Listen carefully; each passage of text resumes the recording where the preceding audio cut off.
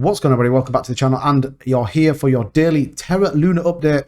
We're going to be talking what Mike Novogratz said about it and all the other news. So make sure you are subscribed to the channel. We are ever close to that 5,000 subscriber mark, so I appreciate all your support. But look, 17,016 is the price. Now, it has dropped below this. It was about 16.5 a little bit earlier, but you've seen it's found some level of support and is kind of coming back.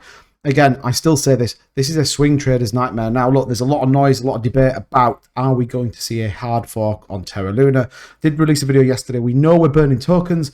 Even to vote on the upcoming proposal, you have to burn or you get rid of UST tokens. So there's definitely a desire to get rid of that side of it, and equally to start really focusing on potentially what's going to come. But we're going to take a look at it in just a minute. So, billionaire investor and Galaxy Digital CEO Mike Novogratz, this guy's been around in crypto forever, basically, addresses the Terra Luna and UST fallout. So it says here, on May 18th, the billionaire investor and crypto proponent Mike Novogratz published a post about the recent Terra blockchain fallout. Novogratz and his firm Galaxy Digital were big believers in the Terra project, and the investor even got a Luna-centric tattoo on his arm.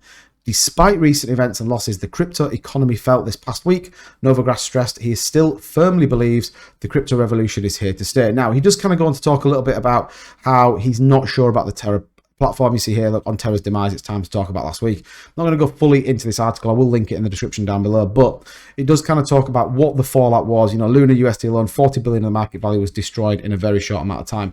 And I think what we've got to be careful of here is that this, from what we understand right now, wasn't a deliberate act. I mean, who knows what's going to come out in the future, but we don't know exactly what happened. We know that it was due to the algorithmic stablecoin that caused the crash. So look, the market will recover. He's still bullish on the concept. Now, the concept being the blockchain that Terra was using to build those apps on it. So we've got to remember that actually the principle of what Terra was doing is very clever, which is where you think if we fork into a Terra Luna version 2 or another hard fork to the new blockchain, could we see an equally strong movement on that blockchain? Quite possibly. Quite possibly. So look, what is the view? Well, look, we've got this early polling from Terra votes indicates 91% are in favor of the rebirth. Now, that's a strong swing from where it was previously. Now, we have seen a lot of the validators voting as opposed to the community votes, which we saw on the previous one. But despite the overwhelming approval of the proposal as of Wednesday, many Terra users on the social media suggest the network burn is Luna tokens.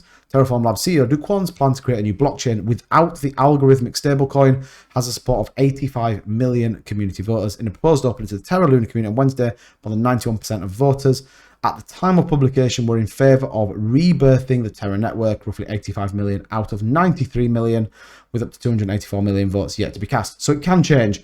I think this morning it was something like 65% said yes. We are looking at about 80% of people think that it should move over to the new blockchain. Now, what are we going to see? Well, they're going to get rid of the algorithmic stablecoin. So the question, therefore, is what does it do to try and keep this pegging to the $1? Or are they going to release something completely different? Well, we do have the official ecosystem revival part 2 on this one here, and it talks everything through what their proposal is, even talks about what you'll get. And I know there's a lot of questions in my live streams and in my chat about what you're going to get. I'm going to just talk through the summary. So they're going to create a new Terra chain without the algorithmic stablecoin. That's the reason it crashed. The old chain to be called Terra Classic. The new chain is to be called Terra. Luna will be airdropped across Luna Classic stakers, Luna Classic holders, residual UST holders, and essential app development. The TFL's wallet will be whitelisted and allocate a large portion of the token distribution, providing emergency runway for existing Terra app developers. Network security to be incentivized with token inflation, target staking rewards of 7%. So lots of moves on that, lots of positive moves. What we are seeing is tons of developers and tons of projects that were on the old one already agreeing to move over. Validators already starting to on the testnet of the new blockchain. So this is going to happen, and it's going to happen pretty quick. There's a lot there about kind of what you're going to get and what you're not. Ultimately, if you're in before the crash, you're going to receive more than if you were in afterwards, and it kind of breaks it down into a certain set of percentages. Here is the timeline. The announcement came out yesterday. Government's proposal is right now. That's what people are voting on.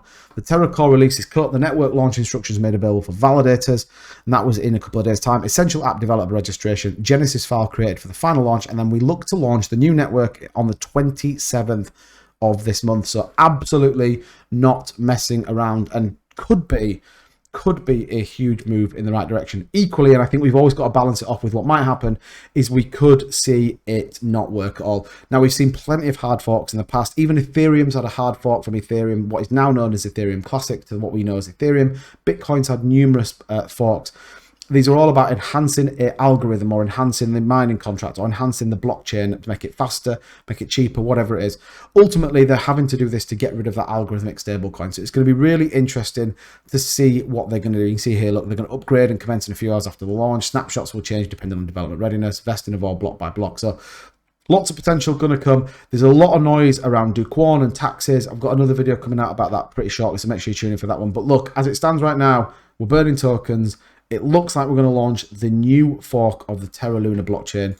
Going to be dead interesting. Price still keeping around that 1700 mark, so people still making plenty of money on this project. But let me know in the comments down below what you think. What do you think of the hard fork? Are you for or against? And I'll see you guys in the next video.